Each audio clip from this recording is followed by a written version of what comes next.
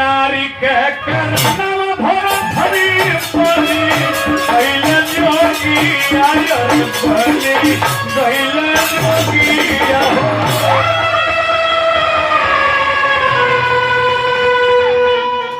अजीत गीत के साथ साथ व्यास एक आईना होता है समाज का। व्यास एक समाज का दर्पण होते हैं भाई। कुछ ऐसा चीज करके दिखाओ जो हमारा समाज जागृत हो जाए। भिखारी चाचा क्या करते थे? क्या? जिस समय मेरे समाज में बेटी बेचने की प्रथा थी उसमें भिखारी चाचा बेटी बेचवा के ड्रामा दिखा के बेटी बेचने की प्रथा को बंद कर दिए थे। मैंने शराब से क्या बुराइयां हैं मैंने भी दिखाया, पेश किया। दो चारों 10 आदमी के अगर समझ में आ गई तो हमारे गावल सवरत हो जाएगी। स्टेशन खाली फालतू मत बोला। हाई पिया हो पिया तू तो गाना गौला एगो गांव में छौड़ा छौड़ी के नाजायज संबंध रहल बा। सब कोई कनफूल पे है के प्रवचन करेले आ तू कनफूल पे के चला तार गांव छौड़ी वचन करे मरते शर्म नहीं किया मत ऐसा कहे के बा पवरिया मत नारी के करना भर भरी पली पहले जोगी आयर भली पहले जोगी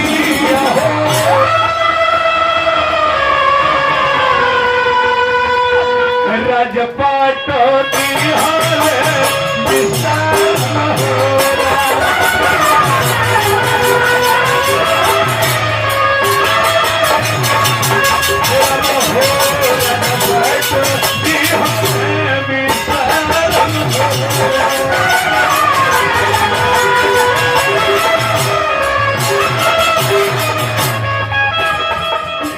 राम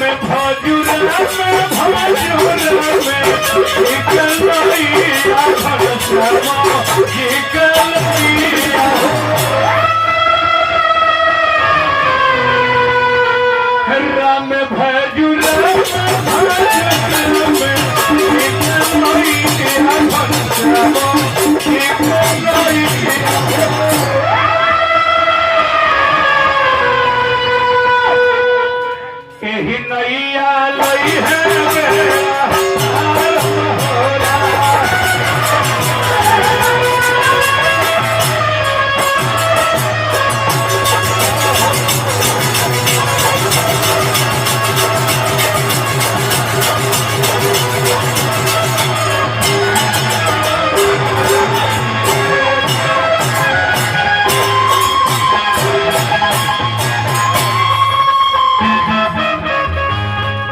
निमन संदेश दा बुराई मत फैलावा के गांव के लड़के लेके दोनों बाझल रहन सा बुराई पर एक माटी डाले के चाहिए कुछ निमन कहा खाली फालतू बोला तरह मत